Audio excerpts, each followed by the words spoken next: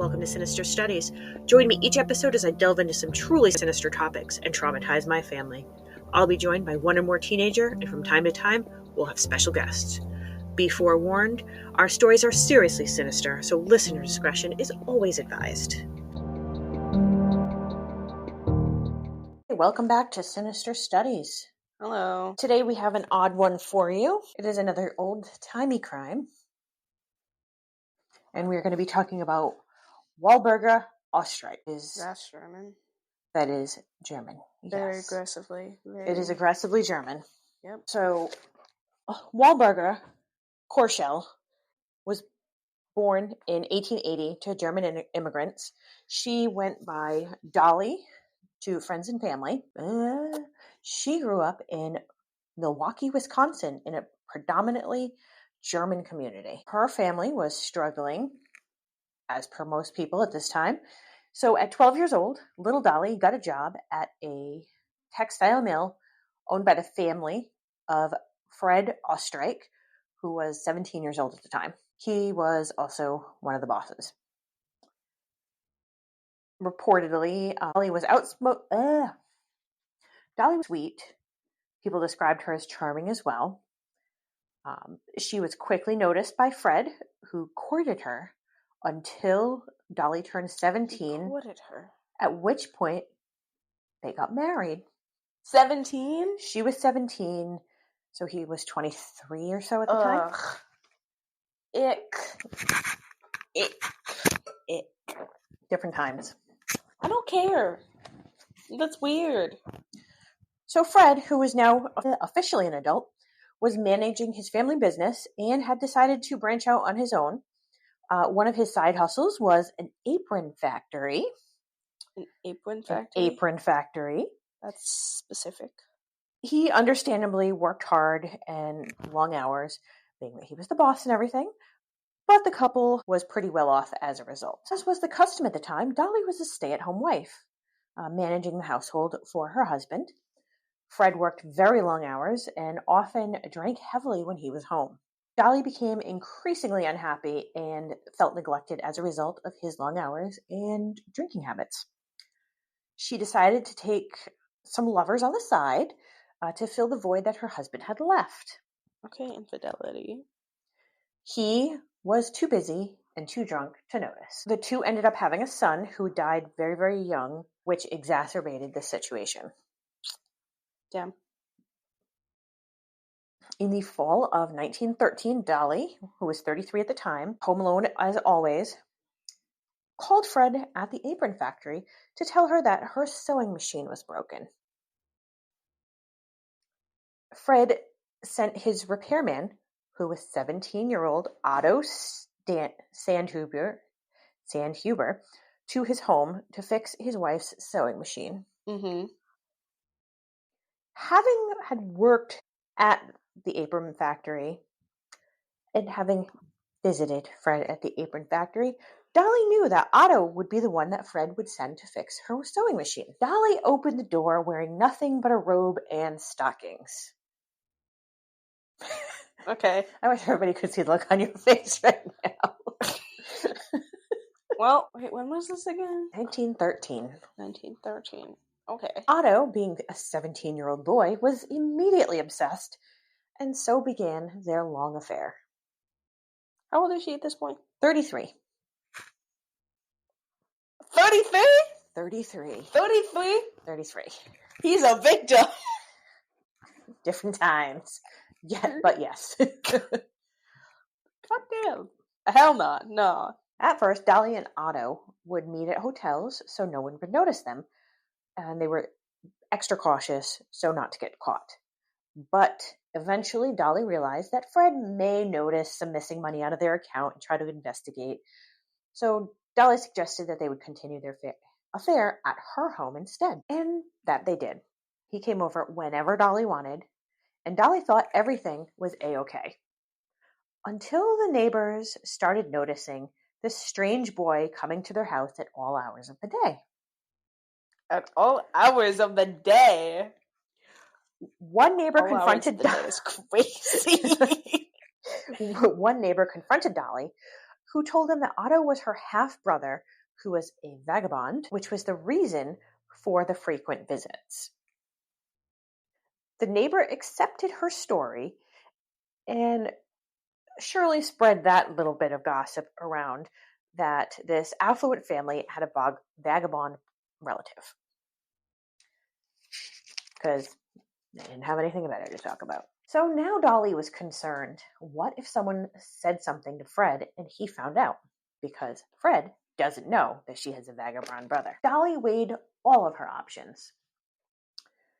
She decided the best course of action would be to move Otto into the attic. The plan was for Otto to resign from the apron factory and to cut ties with everybody, which was easy because he had not many friends and no family. Was he like an orphan? I don't know his specific backstory. But at that point, at his advanced age of 17, he did not have very much in the way of people. Dolly would let him live in the attic and provide food, clothes, and necessities for him. And he would now be available to her 24 hours a day. Otto agreed to this not only to be with Dolly, but because he was an aspiring novelist and figured that he'd have all the time in the world to work on his novel if he lived in her attic and didn't have a job. I mean, yeah, because he wouldn't be like working in the factory or whatever. He'd just be like typing away on his fucking typewriter. No. We couldn't have a typewriter because he was in the attic. Fred might hear. Scribbling away with his pencil? This, yes. So Dolly moved Otto in. The attic space he lived in was right above their bedroom. Oh. And it was only accessible through a paneled opening in the ceiling of the closet. So imagine... No, I get what you're saying. Yeah. Slightly larger, hole in the ceiling, slightly larger than a human. I'm familiar with the concept. To quote an article from the LA Times, they wrote, at night he wrote stories of adventures and lust. By day he made love to Dolly, helped her keep the house, and made bathtub gin. Because prohibition. Keeping himself busy. He's got hobbies. She supplied him with a bed and a desk and would go to the library weekly for him, which I guess she did something to amuse him, other than the obvious. She fed him during the day, and he'd help her around the house, and at night he'd read and write. This went on for 5 years. Damn. Fred didn't know at all. Did he ever leave the house? No. I mean, not really. For 5 years? That's crazy. But he did notice some things that concerned him. They were going through food faster. His cigars were disappearing at a much faster rate than usual. She couldn't even get him his own cigars. Nope. Really? And sometimes he would hear noises in the attic. He did ask Dolly if she thought anything weird was going on in the house, but of course she didn't notice anything, and Fred thought he was going crazy. Dolly did nothing to dissuade him of this. In fact, she did tell him to go see a doctor and get checked out. Gaslight gatekeep girl lost I don't know. The doctor, unsurprisingly, found nothing was wrong with Fred other than tons of stress and too much booze. He prescribed him with alcoholic and was just like, you know what, you're probably crazy. It's fine. Then, in 1917, Fred opened a new factory in LA, and he and Dolly were going to relocate. Their house hunting took a very long time because Dolly insisted that the new house also needed to have an attic. Something that is not very prevalent in California. Do houses just not have attics there? I don't know about now, but back then they really didn't. They were finally able to settle on a house that was off Sunset Boulevard. So, a nice area. Dolly loved the new house and the new time because she was kind of bougie. And the new attic was bigger than the first one. So he has more room to write his novels and make his gin. Dolly and Fred returned to Milwaukee to prepare to move. Dolly sent Otto ahead of them so he could get his attic space set up and settled in before she and Fred moved in. And things went on smoothly. Otto did end up publishing some stories under a pseudonym and was working on a new full-size novel. Good for him. He gave Dolly most of his earnings to help her with her expenses. That's your money, my guy. Don't give it to this wretched woman. She is pretty wretched. In her, how old is she at this point? Probably her, mid to late 30s? Almost 40? She's almost 40, and he's, 20? Ish. 23-ish. That's a bit of an issue. But poor Fred. Let's not forget about Fred. Fred was getting really paranoid. He could still hear noises in the attic, and he started working and drinking more to keep himself out of the house. Damn, that's sucks. Fred and Dolly, as a result, began to fight consistently and frequently. By August of 1922, they were pretty much fighting on the reg. Then, on August 22nd, they got into a massive blowout. Otto, who was in the attic as always, could hear everything going on, and he thought that Fred was going to hurt Dolly. So Ollie did what he thought he needed to do. You said Ollie. Ollie. I think Ollie would do what he needed to do too. Otto was going to do what he needed to do to protect Dolly. He made his way out of the attic and grabbed the two 25 caliber pistols that were just laying around in Dolly and Fred's bedroom and ran down the stairs. Because who doesn't leave a loaded gun laying around the bedroom? Yeah. Fred was no dummy. He immediately started putting the pieces together and obviously knew Otto, but he quickly realized that Otto was making the noises in the attic. No shit. And at this point, we're looking at more than 10 years.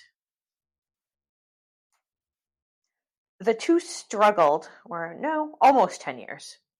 That he had been living in their house? Yes.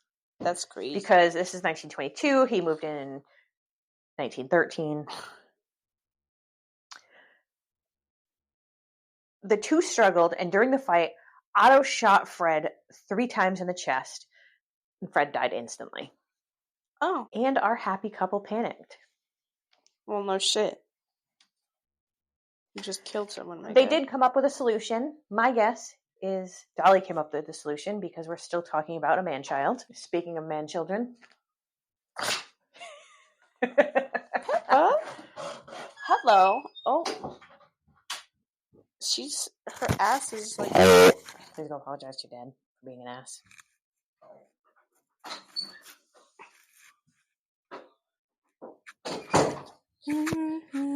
I have a dog now. That's sick. I love that. So, back to our story. Yes. So, they came up with a solution. Otto was going to lock Dolly in the closet. The closet locked from the outside, and it was locked by key.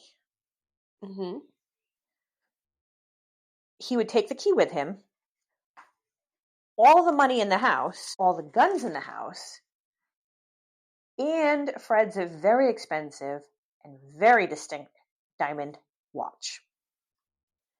And he was going to hide everything in the attic. In the house? Yes. That's not very sound of a plan, but with the janky-ass law enforcement. Dolly was confident that her neighbors had most definitely heard the shots. Well, no shit. It's a fucking gunshot. And they figured as a result, Dolly would be rescued pretty quickly. And the police would definitely believe that it was a robbery gone wrong. They were thinking it through. And they were mostly right. Police came really quickly and found Fred shot dead in his home while his wife Dolly was locked in the closet. When they let her out, she was hysterical and crying, saying that a man had broken in, robbed them, and killed Fred. Damn. She told the police that she and Fred had a wonderful marriage and they never argued. Me when I lie. No, there's no reason to lie here. Well, what are you talking about? When police started investigating, it became clear that there was still a lot of valuable stuff in their house. The only thing stolen was cash, guns, and Fred's watch. Police couldn't accept that this was just a robbery gone wrong. The .25 caliber gun at that point was considered a woman's weapon. A woman's weapon? Are you kidding me? Because it was dainty. Because it was a dainty gun? What It kind was of a gun was dainty it? gun. Hold up, let me... 25 caliber. 25 caliber. What do you mean that's a dainty weapon? No, it's not. Well, I guess... I mean, it's kind of small, but it's not, like, dainty. It's not petite in the way guns can be these days, but I guess at the time... It's a woman's weapon. And according to the LAPD, robbers don't carry women's guns. What if the robber was a woman, huh? I mean... Feminism. So, Dolly now found herself the suspect in Fred's murder. But police were having a lot of trouble figuring out how she could have locked herself into the closet. She hired an attorney, Herman Shapiro, to represent her. And with no other concrete evidence against Dolly, he was able to get the police to leave her alone. When Dolly met Shapiro, she was immediately smitten. He was a successful, eligible bachelor. Oh my God! He helped her. Stop. I know, she's very dramatic. He helped her out of her charges and helped her settle her husband's estate. And Dolly was so thankful to him that she gifted him a stunning diamond-studded watch. That was the very one she claimed had been stolen. Is she stupid? Is she stupid and dumb? She's something, all right. Because this successful lawyer and her attic man-child weren't enough for Dolly. She soon met businessman Roy Clume, who was an aspiring actor and was very flashy. Oh my God. As actors should be in the golden age of film. And now there were three. She split her time between Herman and Roy. And if neither of those two were available, she had Otto on the bench up in the attic. Still living in the attic. He's still living in the attic. And he killed her husband, and he's not even first on the roster. That's crazy. That's actually crazy. So that's sad. It really is. This poor kid. With Roy getting more closely involved with Dolly, she felt comfortable enough to ask him to get rid of a gun for her. She claimed that it looked a lot like the gun the burglars had, and she was triggered by them. Roy had no reason to doubt her, so he took the gun and threw it into the La Brea tar pits. So that's one gun down, one to go.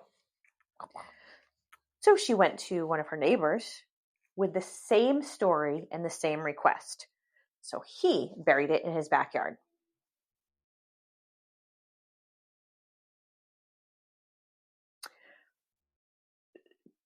However, in July, police received a tip that Herman was seen wearing the diamond watch, which had belonged to Fred. So police took Dolly in, and when they questioned her about it, she told them that she'd found it under a window seat cushion and didn't think it was important enough to tell the police.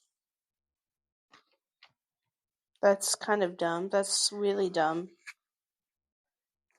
And obviously the story was sus, but since Herman was her lawyer, he couldn't say anything about it. Herman mostly believed Dolly, but he was still a lawyer and told them that Dolly did give it to him. So he didn't lie for her. So now Dolly is back to being a suspect in Fred's murder.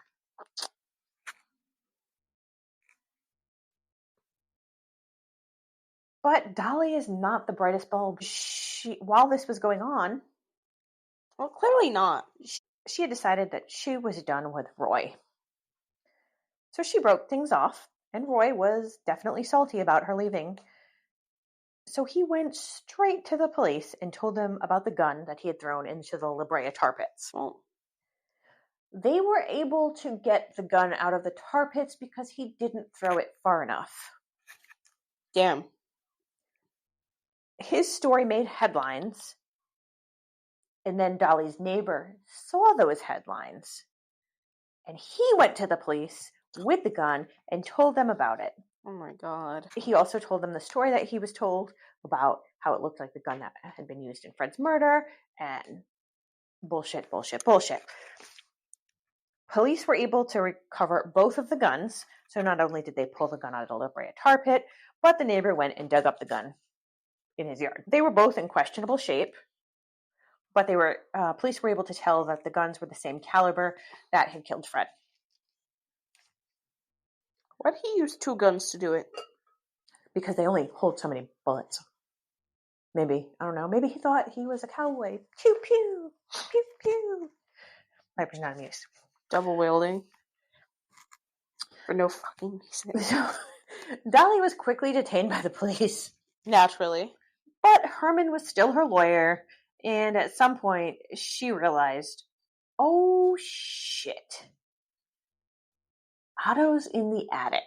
He's still in the attic?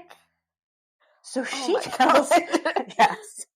So she tells Herman the story of her vagabond half-brother who she'd been allowing to stay in her attic out of the goodness of her heart. Oh. What a gracious woman. Herman was obviously confused as hell at this point. They'd been lovers for a really long time, and he had no idea someone was living in her attic. Dolly asked that he bring provisions to the house for Otto and leave them outside of the attic door, knock on the door, and leave immediately. But Herman was going to do no such thing. He did bring provisions, but he knocked on the door and just waited. And eventually a thin, pale man emerged from the attic. Pale because he's getting no sunlight. He Exactly. hasn't seen the fucking sun in like 12 years. He also hasn't spoken to another human being in over 10 years. That's crazy. And Otto was so excited to talk to somebody. Oh my God. I feel so bad for this guy. He told Herman everything.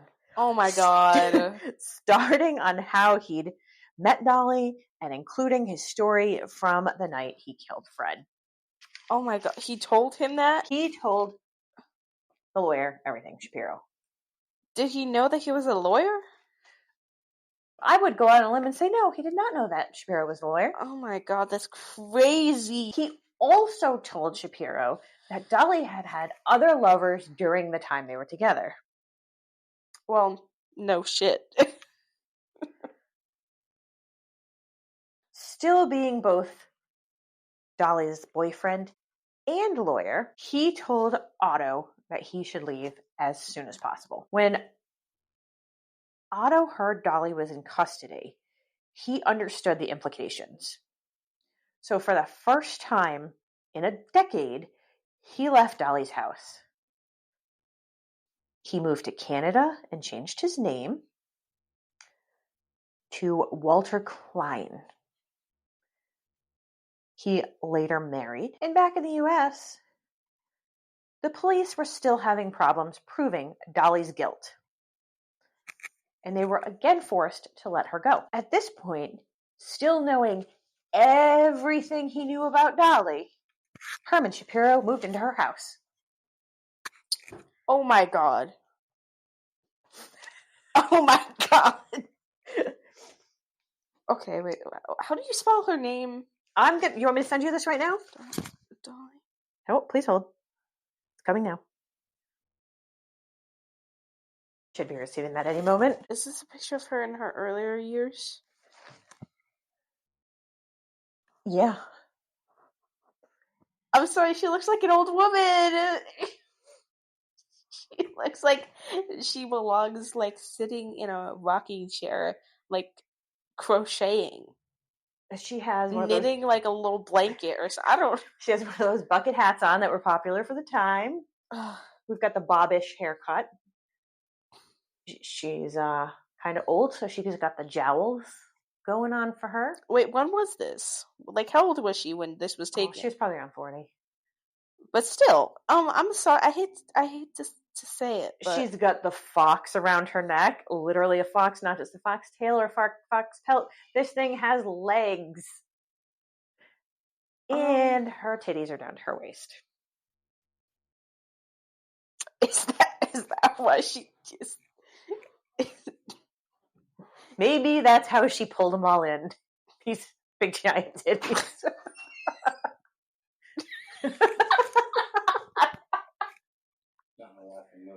It's really not that deep. Anyway. And so Herman and Dolly passed the time until 1930, when Herman decided he had had enough. He resigned as her lawyer. And when he did that, he ran straight back to the police and told them everything. Oh my God. Peppa, come in. Come here.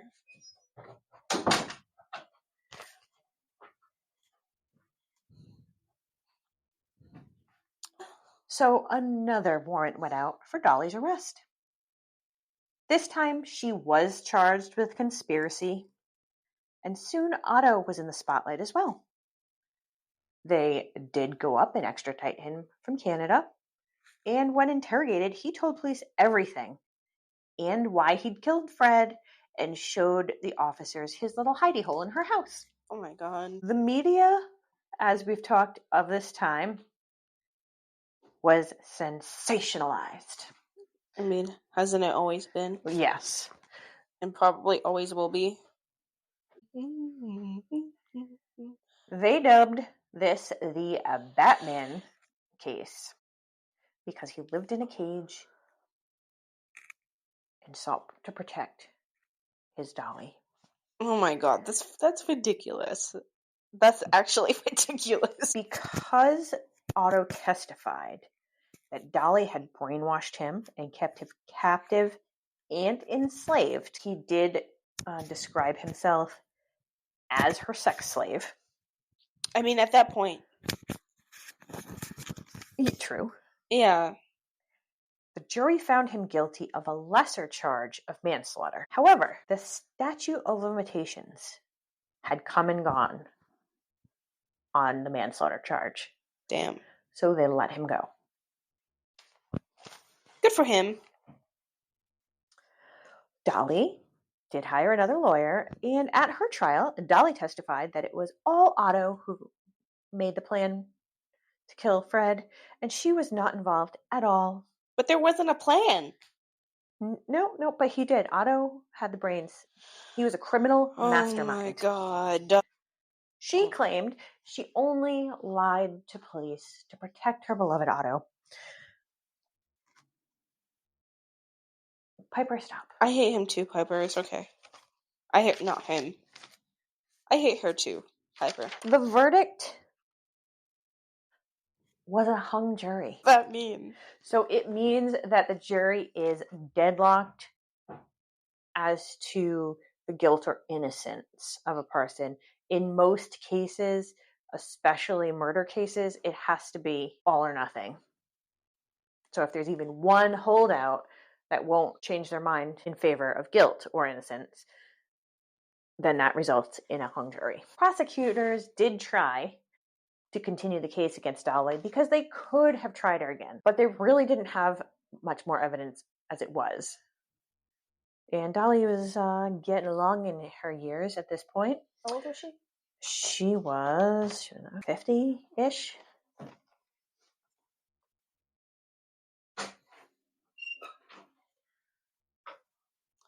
Kitty. It's a devious creature. Do you want to hear the end of the story while you're here? You didn't know hear the first part. So, as Dolly advanced in her age, she continued to take various lovers for whatever reason with her giant titties and her really old face. That's exactly what they were like. Those heavy things were doing some heavy lifting. She's younger than me in this picture. That's what we call gams.